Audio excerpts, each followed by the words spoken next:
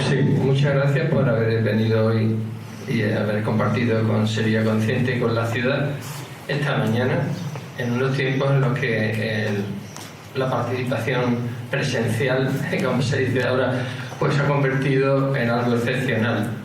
Y este sistema pues lo ha fomentado de alguna manera, ¿no? Pasaba por allí, ¿no? Un bichillo y de alguna manera pues se ha aprovechado esto. Entonces, muchísimas gracias por haber venido esta mañana. Este es el momento vuestro, de los que no habéis sido ponentes, para hacer algunas preguntas si os interesa o queréis plantear alguna conclusión, porque precisamente el Foro de Comunicación y Política Consciente pues nació con esa vocación de reivindicar algo que no es de una minoría, como el sistema nos tiene acostumbrado. La comunicación es un derecho de toda la población. Entonces, por eso ahora queremos abrir los micrófonos para que sean de todas y de todos y podáis intervenir. Yo me voy a quitar de aquí y el que quiera hacer algún planteamiento, pues se trataría de llegar a conclusiones y, siguiendo lo que decía el último ponente, pues pasar de la palabra a los hechos.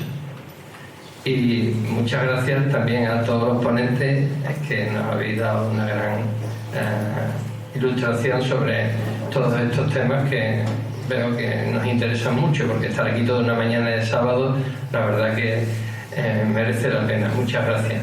Así que quien quiera dejar su conclusión, algún regalo para los demás, esta es la oportunidad. Esto es lo que no tienen otros medios, ¿no? Que aquí la energía conjunta que nosotros podemos tener a través de esta participación la podemos compartir de corazón a corazón. ¿Alguien quiere dar alguna conclusión o alguna pregunta a los ponentes que han intervenido? O ya tenéis bastante con la mañana. Yo ya advertí un poco cuando estábamos diseñando esto que a veces tenemos mucha ganas de predicar, pero claro, el contenido de la información tenemos que graduarlo, y cuando somos muy generosos como hemos hecho hoy y hemos participado tantas personas, pues ya creo que ha sido una gran participación el que hayáis venido aquí y hayáis compartido. Entonces, ¿hay alguna duda? ¿Alguien quiere plantear algo? Sí. Este es el momento. Sí, yo quiero plantear algo. Venga. Es que se acopla un poco. Bueno. Quiero planteárselo a una de las ponentes, evidentemente, que es mi hermana, que es Inmaculada, porque tengo bastante información de su trabajo. Y entonces, Inmaculada, a mí me gustaría saber cuál es el primer inconveniente o el primer hándicap con el que tú te encuentras cuando ves en el tratamiento a las personas que quieren estar sanas, pero no pueden estar sanas. Muchas gracias, hermanita. Pues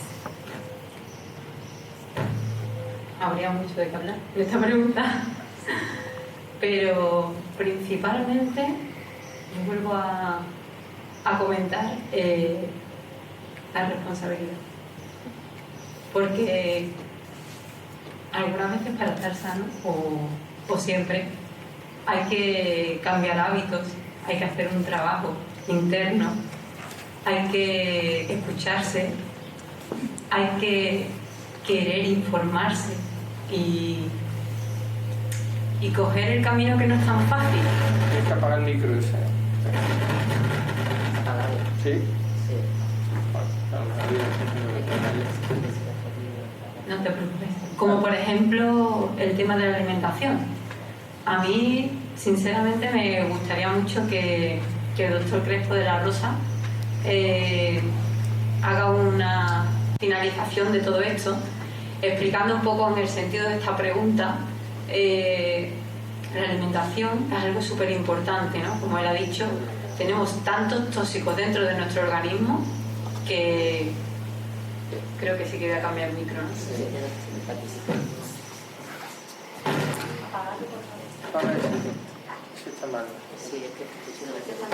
¿Ahora?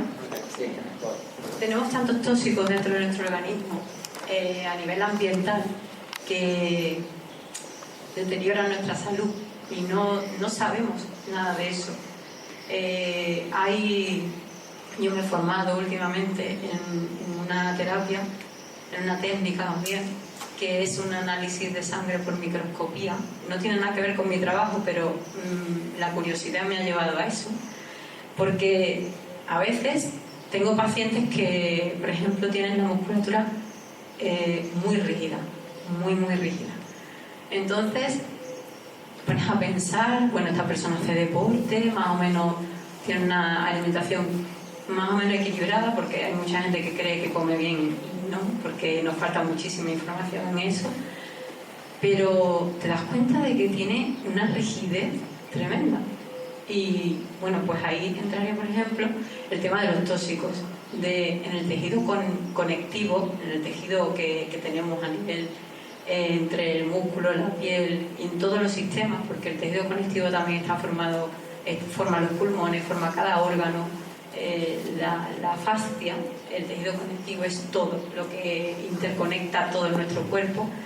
Pues ahí se acumulan muchos tóxicos y eso puede generar un montón de problemas, como por ejemplo una rigidez muscular, puede producir una disminución en el sistema inmunitario, por ejemplo, porque cuando tenemos un tóxico en nuestro organismo, como por ejemplo con el exceso de medicamentos, que creemos que, bueno, que los medicamentos son buenos, pero también por otro lado tienen otros efectos que no son tan positivos. Entonces hay que tomar mucha conciencia de todo esto, porque puede depresionar el tener más tóxicos de la cuenta por la alimentación que tenemos ahora mismo, tanto plástico, tanto conservante y tanta comodidad en casa, ¿no? Con comida ya fabricada. Y bueno, tenemos poco tiempo, pero todo esto está en detrimento de nuestra salud. Y tenemos que ser conscientes de todo esto. Y no solo de la alimentación, por ejemplo, también pues todo lo que utilizamos a nivel de higiene personal, de muchos otros conceptos. Pero claro, para todo esto tendríamos que tomar mucha conciencia. Y me ha gustado mucho en la última ponencia, como decía Luis, es que es muy importante ir de abajo arriba. Y hay que tener la información también, porque no sé, vamos, es que no sabía que se producía una eutanasia tan altísima de perros y gatos. Me quedé sorprendida. Entonces, claro, yo creo que todo el mundo no se puede dedicar a todo y no puede conocerlo todo, pero un poquito de tener interés, informarse en cada área y ver cómo influye todo eso en nuestro organismo y en nuestro ecosistema y en nuestra biodiversidad. Esa era la intención de hoy. Si una persona no es consciente de todo esto, no es consciente de la responsabilidad hacia su salud y hacia su cuerpo y hacia su organismo, y al final es hacia todos los demás también. La verdad es que yo sé que tiene un amplio conocimiento de todo esto el doctor Crespo de la Rosa, igual que el doctor Francisco de Asís Moya, porque para mí la homeopatía es muy importante, porque lo primero que yo he aprendido en mi trabajo es que hay que ser lo menos invasivo posible cuando tratas a una persona. Y si podemos tomar alguna medicina natural con menos efectos secundarios, o como la homeopatía totalmente inofensiva para el cuerpo, mejor. Entonces, pues, es lo que yo he aprendido y es lo que me gustaría transmitir a todas las personas, que hay que cuidarse de dentro a afuera, de arriba abajo, y el planeta, y bueno, pues tener los conocimientos también es muy importante, porque a lo mejor hay personas que no tienen ni idea de esto. Entonces, bueno, pues esa es nuestra labor en Sevilla Consciente, intentar que llegue esta información al máximo de personas posible. Así que doy paso al doctor Crespo de la Rosa y si quiere también al doctor Francisco de Asís Moya en este sentido de aportar algo más, porque está ahí nuestra responsabilidad. Primero agradecer a las hermanas Perea la labor que han hecho de conductora y el tema de salud. Dejo la alimentación que comentamos, porque nosotros nos nutrimos y nos transformamos como humanos de dos elementos fundamentales, de lo que respiramos y de lo que comemos. No podemos estar sin respirar, y lo hemos utilizado como un elemento de conciencia, como decía Simón, como hace Mindfulness. Mindfulness no es más que una orientalización americanizada a través de un serbio que es Jan Kabat-Zinn. Jan Kabat-Zinn en la guerra de Bosnia-Herzegovina ve cómo matan delante de él a su madre, a su mujer, a sus hijas, y a él le pegan un tiro y lo dan por muerto. Pero no estaba muerto, como dicen.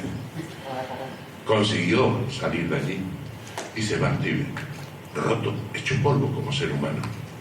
Y entonces allí aprende a meditar y aprende a recomponer su vida. Y él dice, si esto es bueno para mí, será bueno para los demás. Y se sistematiza en 8 semanas cómo enseñar esto. Y se va a los Estados Unidos. Y en el Mallory, Hospital Central de Boston, Universidad de Harvard, Massachusetts, pues le permiten trabajar con los enfermos de cáncer para enseñarles a meditar. Y los yanquis dicen, esto está bien. Esto que se hace aquí, se analizan neurotransmisores, imágenes del cerebro, para poder ver cómo se reduce una cosa que hay en el cerebro que se llama la amígdala cerebral, que tiene que ver con la agresividad y se reduce el enojo. Y entonces se trata de entender con un sistema de palabras americano que es la mente full, llena, sin estar vacía. La atención plena, está extendido ya por todo el mundo. Pero eso venía desde la India, de la Ayurveda, venía desde la meditación tibetana, de la changa budista, del reencuentro. Hoy en día estamos en distintos procesos del homogético, del encuentro de la paz mundial, de estos procesos que aquí hoy en día también se han hablado. Pero en la última experiencia que hemos tenido de comunicación, me gusta mucho eso que se dice de abajo arriba. Y yo diría que la política,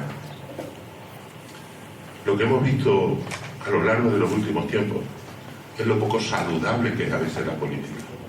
Porque lo más grande que hay en el mundo, que es una madre, tú le pones la palabra política y la transformas en suegra. Y madre y suegra no es lo mismo.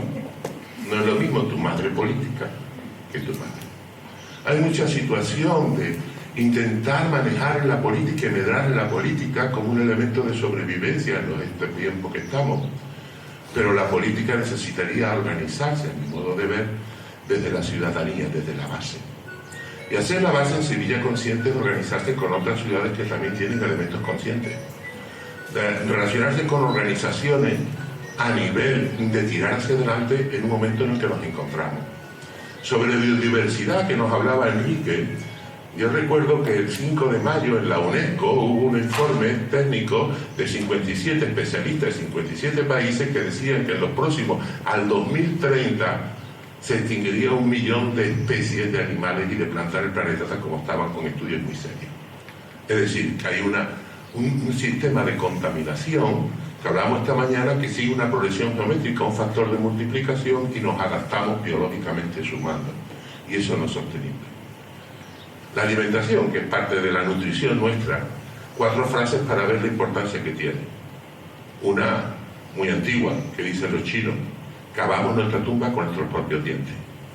Otra que dicen los ingleses: cualquiera que sea el padre de la enfermedad, una mala alimentación fue su madre. Catherine Kuzmin decía: estamos hechos de lo que comemos. Es decir, y la más antigua de todas, de Hipócrates, que decía que nuestro medicamento sea nuestro alimento. ¿Cómo corregirnos con los estados? Hemos llegado a una densidad planetaria de 8.000 millones, que todos los días comen, todos los días emiten residuos, y todo eso tiene que ser compatibilizado. Yo creo que la humanidad tiene que recuperar primero valores, al menos en el campo donde nosotros vivimos, en este mundo occidental. En un trabajo fin de grado de Japón, uno de los alumnos estudia el concepto de la vida y de la muerte desde el punto de vista del hombre en Japón. Aquí hay mucho yuyu a la muerte, en Japón no. Porque en Japón el número 1 de los conceptos del ser humano y de los valores es el honor. El honor. Y la muerte me capacita para resolver los problemas que no he tenido de honor. Mentir, hacer daño a mi amigo. En nuestro territorio decimos: al amigo, al amigo, que yo puta eres, que cabrón, y me quedo también porque es mi amigo, ¿sabes? Ofender a un amigo en Japón significa que se paga un tributo, que te amputa la última falange del quinto dedo y se lo manda para que vea el dolor que tiene por haber dañado esa amistad. Y es la única cultura en el mundo que tiene un Sapporo, el harakiri. ¿Cómo te enseña que con una daga en un movimiento de abanico te cortas la aorta abdominal que te permite una muerte digna, sin sufrimiento y rápida? Yo me reía de chiquitito cuando decía a los kamikazes para qué se ponen el casco cuando se van a matar. Y usted se lo pone porque es el uniforme, es la dignidad del piloto y tiene que ir con su casco. Luego necesitamos hacer un salto generacional, un salto humano, un salto de comprensión y un salto de honestidad que tiene que ver con la conciencia, con el valorarse a sí mismo, con el entrar no solamente a la meditación, sino ¿quién coño soy yo? Porque yo me he confundido con que esto, que es un ser mutante, que nació con 50 centímetros y 3 kilos y pico, bueno, yo un poquito más. Pero cuando cortaron el cordón umbilical, ha ido mutando. Ninguno de ustedes peina el pelo que tenía hace 7 años. Las mujeres todas han cambiado su célula en 7 años y los hombres cada 8 años. Y hemos mutado todos, incluida la del sistema nervioso. Y hoy han muerto células de ustedes y han nacido células de ustedes. Es más, en el tiempo que llevamos aquí compartiendo, este oxígeno que yo exhalo ahora lleva estructuras atómicas de mi cuerpo, de mi interior, con el monóxido de carbono, que también entra en este aire reciclado de ustedes. Y el que ustedes han entrado en el mío. Hemos compartido estructuras atómicas de cada uno de nosotros. Estamos en una globalidad. Y aquí trabajamos en la energía del amor en bruto, o estamos todos perdidos. Como decía Bertolt Brecht, uno solo no puede saltar, no puede salvarse. Y no crean ustedes que comiendo bien y ecológico vamos a tener una buena salud. Porque el problema no es lo que tú comes, sino el ecosistema que tú tienes en tu intestino. Es decir, tenemos 10 elevado a 14 el número de bacterias, 10 elevado a 14 el número de bacterias en nuestra mucosa intestinal. Y tenemos 10 elevado a 12 el número de células. Es decir, transportamos más lo que yo no soy que lo que soy. Y somos tan bacterias dependientes que en nuestro citoplasma tenemos un ADN que no nos pertenece, que es el ADN mitocondrial, que es el resto de una bacteria que permitió a la célula llegar a ser una célula de un mamífero vertebrado. Y voy a ser arrogante, porque mamífero significa que se amamanta. En género, todos, mamones y mamonas. Y desde ahí, desde esa humildad, tenemos que reconstruir con fuerza. Y llegar a quien puñetas somos. Porque no soy este cuerpo, yo soy quien conduce el cuerpo. Y la diferencia entre confundir el conductor y el coche, está todo el mundo en la parte externa, que mi coche no tenga rayadura, que no esté bien la pintura. Perdona, pero ¿quién conduce el coche? 1 millón de años de evolución, una tecnología de generación. Yo me paro en un semáforo, y ahora sí me voy al ejemplo propio del coche, y me quedo 1 minuto con el semáforo en verde. Y les garantizo que ustedes ven la yugular, la ventanilla del que tienen detrás, recordándole sus antepasados y tocando el plazo de una forma desproporcionada. ¿Qué le pasa en la vida de este segundo? ¿Por qué tiene que salir? ¿Por qué deja de ser quien es? Pues esa es mi tendencia de la conciencia de Sevilla, y la conclusión que podíamos sacar de unificar el criterio, de unirnos sin la ambición política, sino de unirnos con ONG, con realidades conscientes, con grupos que existen. Miren, ahora mismo se está haciendo una programación, y esto hace 15 días.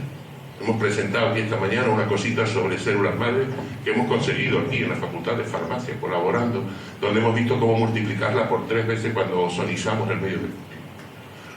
Hace 15 días fue la reunión internacional de medicina regenerativa, sin 27 sociedades médicas. Contacté con 17 para hacer una propuesta utópica, pero necesaria. En 15 días ha habido una consolidación bestial, porque la propuesta es que la Organización Mundial de la Salud ha sido financiada por un señor que todos conocen, se llama Bill Gates, con 4 billones de dólares. ¿Qué significa eso? Porque la OMS ha perdido las condiciones éticas para estar supeditada a la voluntad que si ustedes dan 4 billones a 12 personas del comité organizador que tienen que repartir, si el señor Miguel diga, oiga, lo que usted diga, las condiciones éticas se han alterado. Nuestra propuesta era hacer una organización intercontinental de salud sostenible. Una utopía. Se ha interesado la UNESCO, se ha interesado el Banco Internacional del Desarrollo. Y donde se integre no solamente médicos, farmacéuticos, todo personal sanitario, todo personal que tenga que ver con relaciones con la salud. Miren qué bonito. Desde Sevilla Consciente podríamos tirar también en ese cargo un poquito de grano de arena. Así que yo creo que si todos tocamos lo que aquí hay, lo que tenemos de nuestro creador y generamos, esto puede salir para adelante. Pero si no, lo tenemos muy complicado, como humano y como colectivo. Nada más, muchas gracias.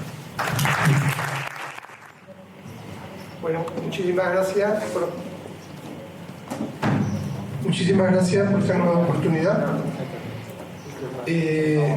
Bueno, después de esta magnífica palabra del compañero Juan Carlos, que ha hablado de mucho contenido, voy a intentar tocar un poquito la forma. Se ha comentado aquí la importancia de la ausencia de enfermedad. Se ha hablado de la OMS, y la OMS nos da una orientación en la línea de la pregunta que quería que contestáramos. La salud es el bienestar físico, psíquico y social, y no solo la ausencia de enfermedad.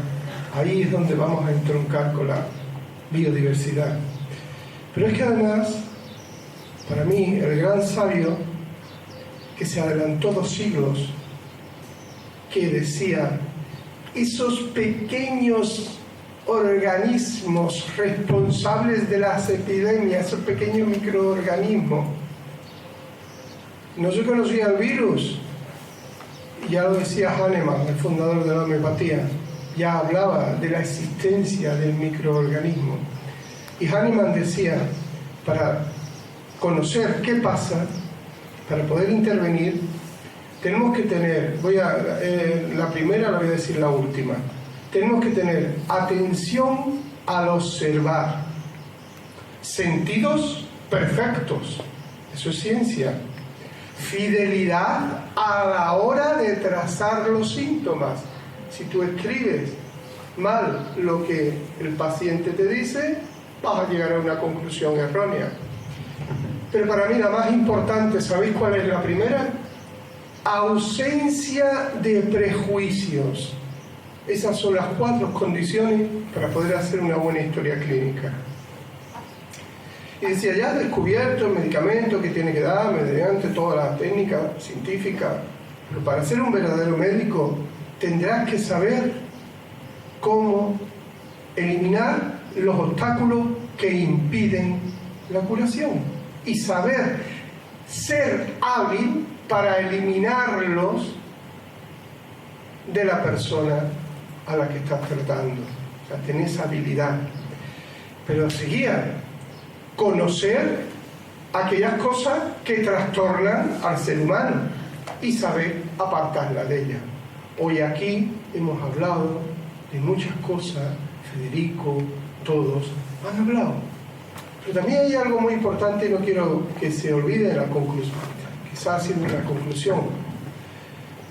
La importancia indudablemente de la meditación e incluso de la misma oración. Ya Jesús, 40 días que hacía una profunda meditación. La profunda meditación que es pararnos, estar con nosotros mismos, estar conectando, como decía Enrique Simón, esta mujer que 45% con la divinidad, con esa magnífica análisis, y el 10% nada más con nosotros. Pues yo incluso diría que menos. Y si está con nosotros, para que nosotros ayudemos a esa fuerza curatriz, como nos enseñó Sócrates. El padre del coaching, que siempre te dice, nunca le diga al otro lo que tienes que hacer. Es otra técnica terapéutica, sino que él descubra por sí mismo cuál es el camino para llegar al verdadero fin, la mayéutica. Eso es lo que hacía Sócrates y es a quien tenemos que seguir. Pero Hahnemann también decía, como debe ser un médico, después de muchísimas cosas, un hombre de amor, un hombre de paz, que respete en los que sufren la libertad de quejarse. Algo importante, dejemos a la gente que hable, que proteste, que respete lo que sufre la libertad de quejarse. Pero decía una cosa más, antes observar, bueno, aparte de que no desacredite a ningún colega, ni se haga el propio elogio, algo fundamental, para que no nos llenemos de rabia, no nos llenemos de odio, como hablaba también Juan Carlos, no nos llenemos de desamor, sino vamos todos, todas, en unidad, como también hablaba Emilio Carrillo, la unidad, la unicidad, vayamos unidos a un mismo fin. ¿Y cuál sería el fin? Para apartarnos un poco del ego, somos una minúscula parte de la Tierra, del gran universo. ¿Por qué nos creemos tan súper importantes?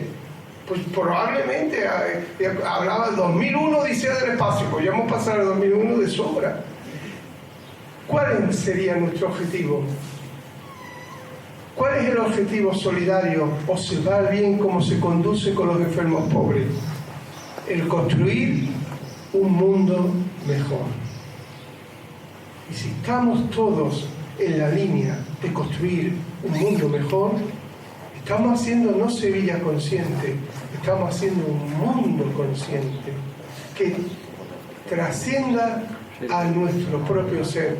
Para eso tenemos que mirar hacia nuestro interior, como Paracelso decía, microcosmo, macrocosmo, porque está unido el exterior y el interior en un solo mundo. Bueno, ya está, porque si no...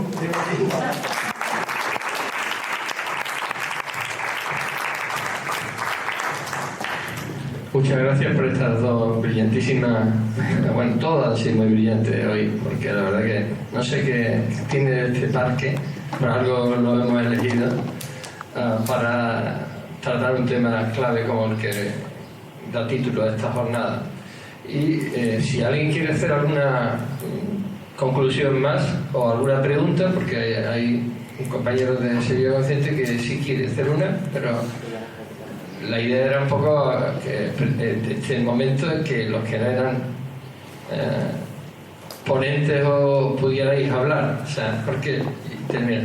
Una de las cosas que queremos fomentar desde Sevilla Consciente, y por lo que tenemos un foro de comunicación y de política consciente, es precisamente para que nos organicemos y sobre todo reflexionemos y dialoguemos sobre otra comunicación es posible. Nos han modelado para que estemos divididos entre los que escuchan y los que emiten, y eso es una construcción. La sociedad no se relaciona así, ¿verdad que no? Nos han reconstruido en una pirámide desde hace muchos años, y ya estamos llegando a una nueva era. Entonces, en ese sentido, la ciudadanía nos tenemos que empoderar. De ahí, por eso sería muy interesante que reflexionáramos sobre el poder del diálogo. Cuando yo venía aquí, escuchaba en la radio el problema de la violencia de género, no sé qué. Si nos trabajáramos la comunicación con nosotras y con nosotros mismos y con los demás, y dejara de ser el micro un privilegio de una minoría, a lo mejor podríamos entrar en una nueva fase de comunicación horizontal y más consciente. Muchas gracias a los que estáis preguntando.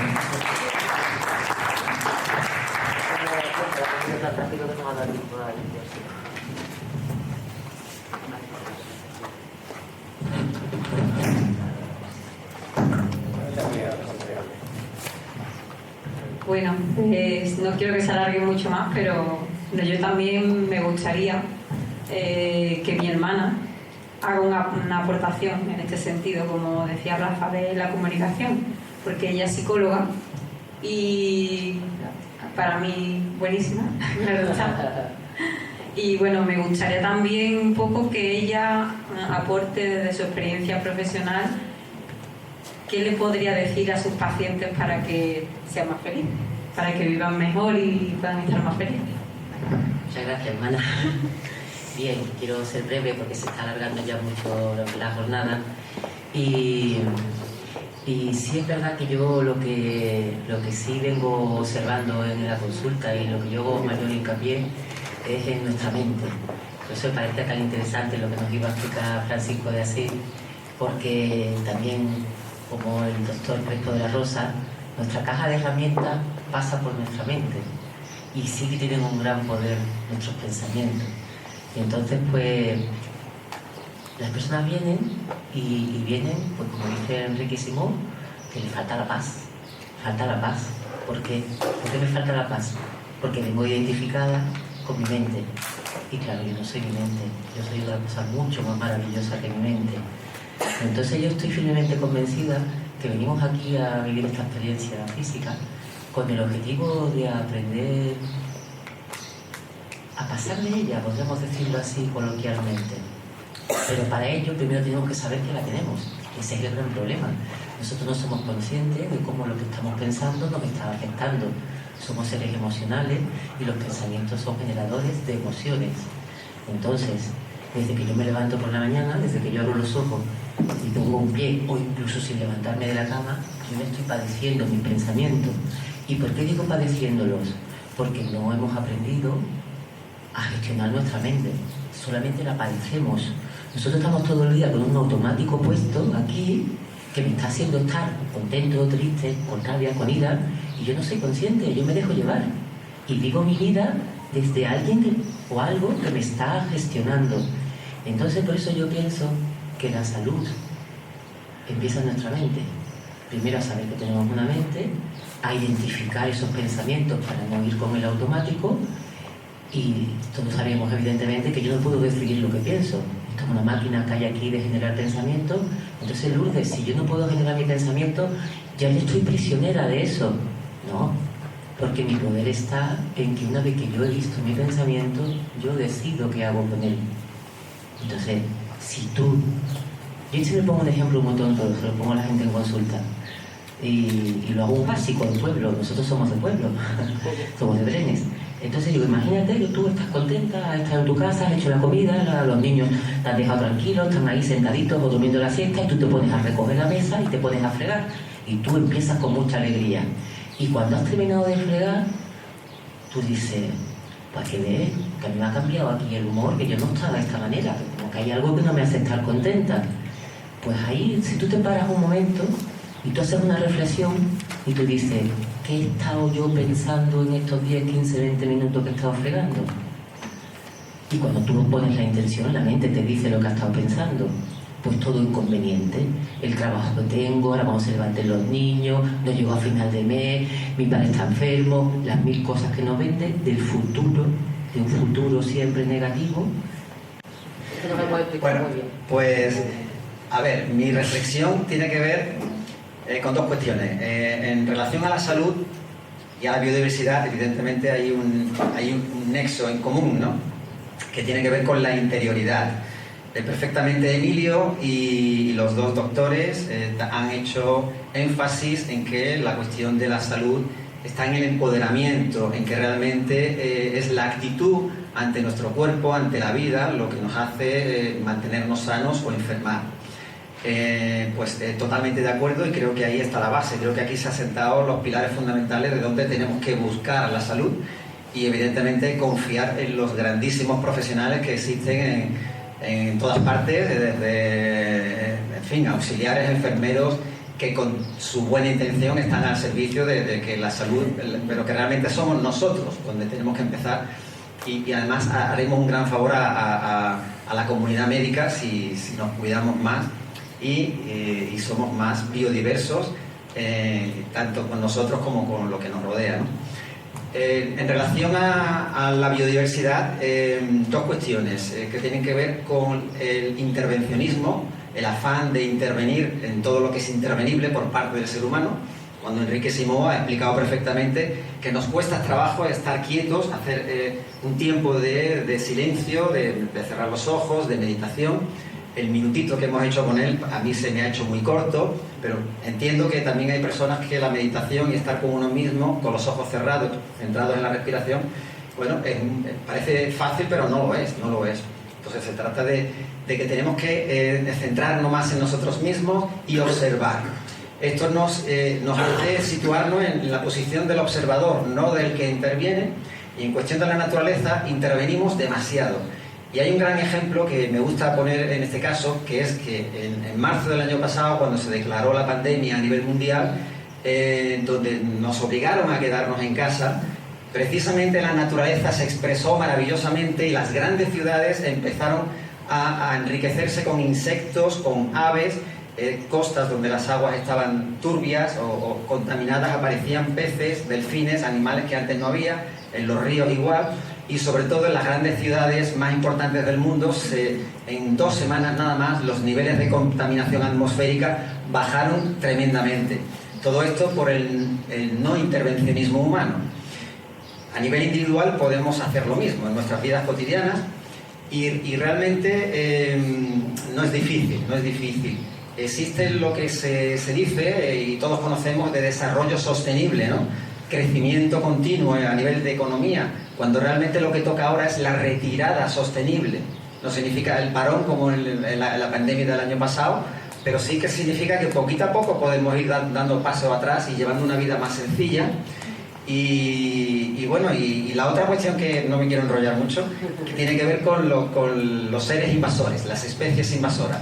Bueno, pues hace tiempo me dediqué a estudiar las listas negras de especies invasoras en el mundo.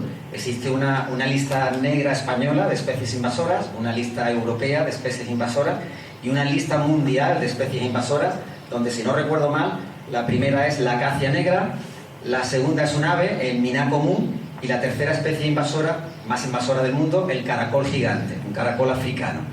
Bueno, y yo dije, me pensé, ¿y dónde está el ser humano en esta lista? No aparece el ser humano, nosotros no somos invasores, cuando realmente, si pudieran expresarse la naturaleza y los animales, creo que nos situarían a nosotros con diferencia en el primer lugar como la especie más invasora del planeta Tierra.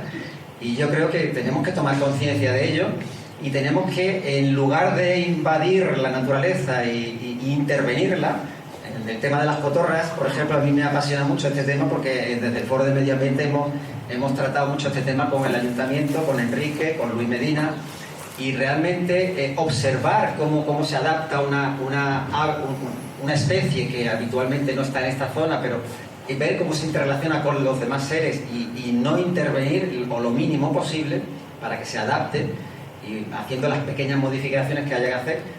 Entonces yo creo que ese es el camino. El camino es el no intervencionismo, la retirada sostenible, el autoconocimiento y la observación del mundo que nos rodea. Y bueno, y todo esto nos lleva a la conciencia, todo esto nos hace ser más conscientes.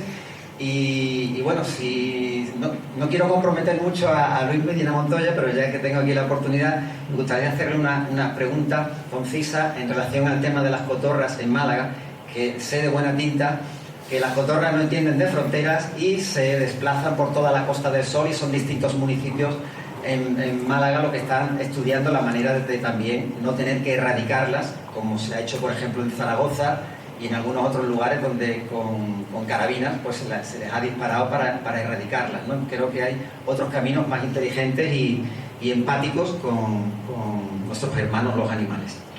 Así que si Luis, ¿no te importa comentarnos un poco cómo está la situación de las cotorras en la Costa del Sol? Muchas gracias. Yo también quería regañaros un poco, Manuel, porque en una reunión de un grupo como este, Sevilla Consciente, no puede haber botellas de plástico de un solo uso. Os animo a que redescubráis el agua del grifo y uséis jarras y vasos de cristal, que son lo más ecológico que hay. El tema de la cotorra es algo muy complejo y, como dice Manuel, hemos estado hablando muchísimo, he hablado también con Enrique Figueroa varias veces.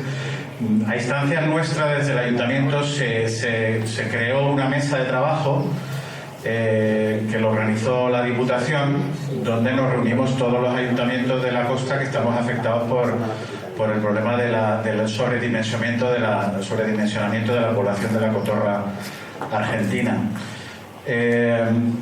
Desafortunadamente nos vino el bicho este y la cosa se quedó parada, ¿no? Nosotros a día de hoy, según el último censo que hicimos el año pasado, en Málaga capital tenemos una población de 7.000 cotorras argentinas, que impone una presión en el medio ambiente que no me parece excesivamente bueno.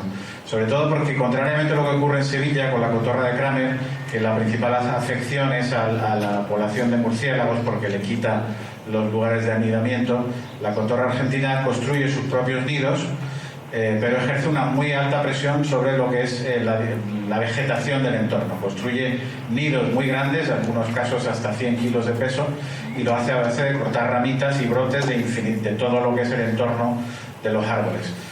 Luego, evidentemente, tiene sus molestias a la ciudadanía, que evidentemente, pues si tú no tienes delante de tu casa un nido de cotorras todo el día haciendo ruido, pues no te afecta tanto, pero puedo asegurar que el vecino que tiene el nido de cotorra delante de su casa está llamando al ayuntamiento un día sí, otro también, ¿vale? Y entonces nosotros al final tenemos que intentar encontrar una solución que sea satisfactoria para todo el mundo. Hemos estado haciendo... se hizo el servicio de control de aves, entró una nueva empresa y hemos empezado a hacer pruebas con esta nueva empresa y hemos descubierto que el sistema de trampa, la típica trampa de libro de toda la vida con el que se cazaban las pequeñas aves y el silvestrismo, ¿no? Se llama, me parece, pues es efectiva, porque a nosotros no nos parece adecuado el sistema de la carabina, ¿no? Del disparo. Pero lo cierto es que a día de hoy el único sistema que está cuantificado y que está documentado científicamente, su efectividad es el del disparo, porque en Zaragoza lo hicieron y a nivel nacional es el único sistema que hay. Pero nosotros estamos comprobando que hay otros sistemas que pueden ponerse en práctica. Al final todo es una cuestión de equilibrio entre lo que es las necesidades y las exigencias de la ciudadanía, esa sensibilidad que necesitamos que nos ayuden los que son más sensibles a cambiar, con lo que es el derecho a la vida de estos seres vivos, ¿no? Y es muy complicado, muy complicado. Nosotros en cualquier caso, en ningún momento nos hemos planteado una exterminación ni una liquidación de la especie, o sea, lo único que perseguimos es un control de esa población, como se hace igualmente con las palomas, con las ratas o con las cucarachas, que al final pues es lo que tenemos que encontrar, un equilibrio dentro del entorno urbano, porque ese libro de Darwin, Llega a la ciudad, me lo he apuntado porque me lo quiero leer. Ese equilibrio natural que sucede en el medio ambiente, en la naturaleza, no siempre ocurre en el medio urbano, porque es un medio que tiene otros factores que tienen otros efectos distintos. Pero bueno, en cualquier caso lo leeré. En conclusión, estamos esperando que se vuelva a reunir esa mesa de trabajo a nivel de la Diputación. El otro día cuando estuve con PACMA, ellos nos pidieron que pudieran aportar en esa mesa pues sus datos y sus informes y otras posibilidades de programas de control, y estamos dispuestos a hacerlo, porque en principio no nos llegamos a nada. Lo único que tenemos que intentar es mantener un equilibrio entre efectividad y coste, evidentemente, porque a lo mejor un sistema de esterilización desde un punto de vista ético puede ser muy interesante, pero el coste de capturar a las cotorras para llevarlas al veterinario que la esterilice y devolverla a la naturaleza puede ser tan tremendo que no se pueda justificar de cara a esa ciudadanía que todavía no tiene esa sensibilidad. A aquellas personas medioambientalmente o ecológicamente sensibles les puede parecer fantástico que nos gastemos 100 euros en capturar, esterilizar y soltar a una cotorra, pero el conjunto de la ciudadanía a día de hoy no lo entiende. Luego, no nos empeñemos tanto en obligar a la administración a que lo haga, sino que trabajemos para que la ciudadanía cambie su mentalidad y le parezca razonable que me gaste 100 euros en esterilizar una cotorra. Esa es la diferencia, ¿vale? Yo entiendo perfectamente el enfoque medioambientalista, animalista, como queráis llamarlo, porque llevo 10 años trabajando con los colectivos y los entiendo, pero yo tengo que también mirar por cómo se gasta ese dinero público y qué es lo que me está pidiendo la ciudadanía. Y no siempre es fácil, incluso si tus objetivos son buenos. Nosotros tenemos en Málaga una experiencia que quisimos hacer, pusimos una colmena en la parte de arriba de un edificio nuestro municipal en el pleno centro histórico de Málaga, porque ¿cómo se llama lo de las abejas? No. Sí, pero Polinización. No, la polinización. La apicultura. La apicultura urbana es algo que se está desarrollando ya en muchos países y nosotros quisimos hacer esa experiencia. Y funcionó fenomenal hasta que empezaron algunos vecinos a decirnos que cómo se nos ocurría, porque tenían abejas en su terraza, ¿no? Ni les picaban ni nada, pero se asustaban. Tuvimos que quitarlo, ¿no? Siempre es otro ejemplo de esa lucha constante que tenemos que tener entre yo que quiero dejar ese alcorque con esas hierbas porque están absorbiendo CO2 y porque están contribuyendo a la polinización, y el vecino que lo quiere niquelado. Es que lo quiere niquelado. Yo tengo una moción preparada para llevar a la Comisión de Medio Ambiente diciendo que no vamos a desbrozar solares, no vamos a desbrozar los alcorques, solamente en caso de problemas de seguridad o una circunstancia que el técnico diga hágase, no vamos a desbrozar, ni vamos a quitar, ni nada de eso. Hasta que se agoste, una vez que se seca, tal, entonces sí. Y lo he propuesto, evidentemente mi concejala a día de hoy, tal como está la sociedad, dice, yo no me atrevo porque esto es una cosa complicadísima. Eso sí, ella incluso ya va teniendo esa sensibilidad, evidentemente, que la tiene. Pero no percibimos que sea la realidad, porque cada vez que hay un alcorque con hierbas, nos están subiendo la foto al Twitter diciendo, mira el ayuntamiento, ¿cómo hace su trabajo? Ese es el problema. Que estamos entre la espada y la pared y no encontramos aliados en ninguno de los dos bandos. Muchas gracias. Sí. Tenemos un micro para si alguien quiere decir algo más. Es que ya hemos acordado, a veces pasa eso, nos animamos, pensamos mucho en lo que queremos decir y llega el final del acto y entonces cuando queremos hablar. Pero claro, ahora ya llevamos mucha mañana aquí, ¿sabes? Entonces ese es el tema. Por eso decíamos antes, desde estos micrófonos, desde el foro de comunicación, que tenemos que renovarnos formarnos para comunicarnos entre todos y todas. Y en ese sentido, pues animaros.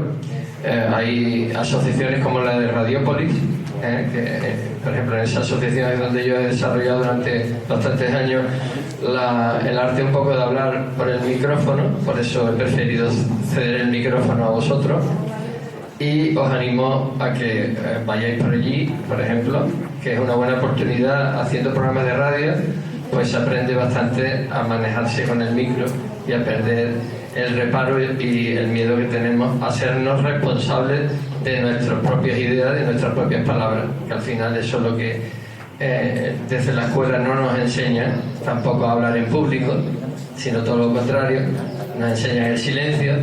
Y claro, así nos va después, que estamos dándole la vuelta durante toda la hora que era el coloquio, hemos estado pensando, ¿participamos o no participamos?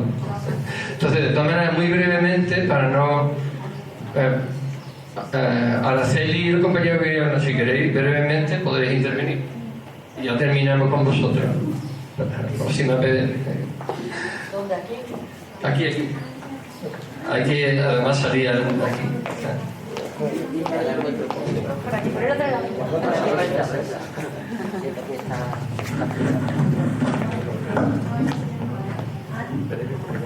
Sí, breve. Pasa por educación. Creo que todo lo que estamos hablando es que los niños deberían de tener una conciencia ecológica y de la naturaleza mucho más desarrollada. Creo que para llegar a esa linealidad de la que hablamos y ese feedback de abajo arriba pasa por una educación consciente muy basada en que somos sistemas, somos ecosistemas, estamos interactuando con ellos y que además dentro de la educación hay una cosa muy importante cuando nos definimos de dos lados, soy de ciencias, soy de letras, estamos perdiendo el conocimiento del todo. Eso por un lado, quería decir muchas cosas, otra de ellas va relacionada con la salud, con la respiración. Entonces estamos quitándonos de respirar ahora. Tendríamos que desarrollar eso un poco más. Y lo de la linealidad, el plástico, es algo que tengo muy meditado, muy reflexionado. Es decir, nos falta educación consciente ecológica desde la base y estamos en un sistema que nos vende todo con plástico. Si miramos un supermercado, nos estamos culpando a nosotros mismos de un sistema en el que somos sujetos pasivos, porque en un supermercado yo pienso cuántos kilos de plástico, litros, no sé cómo medirlo, que eso, ¿qué pasa?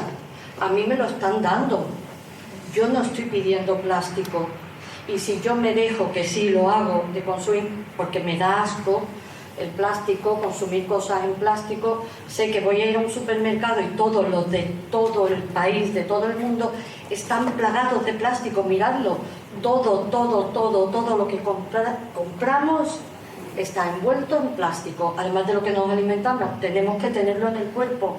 También tenemos muy poca conciencia de la salud propia, de cómo funciona, de cómo nos movemos a través de la mente, como habéis dicho, muchas cosas más no hay tiempo. Y estoy nerviosa. Muchísimas gracias.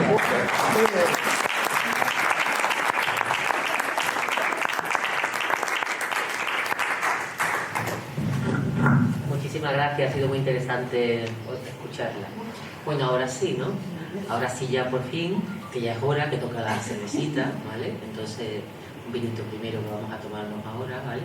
Entonces, pues, quería primero, para que no se nos olvide, porque han hecho una labor preciosa y fantástica, darles las gracias a Antonio y a Esther, que ellos son de dos asociaciones que están al servicio de las personas sordas y llevan toda la mañana acompañándonos, ahí dándole a las manos, escuchándonos, y pues, estamos muy agradecidos.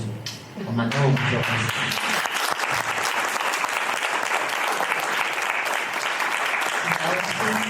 Dar las gracias a Sevilla Consciente por esta jornada, las gracias a todas las personas que habéis venido físicamente y virtualmente, a todos los ponentes.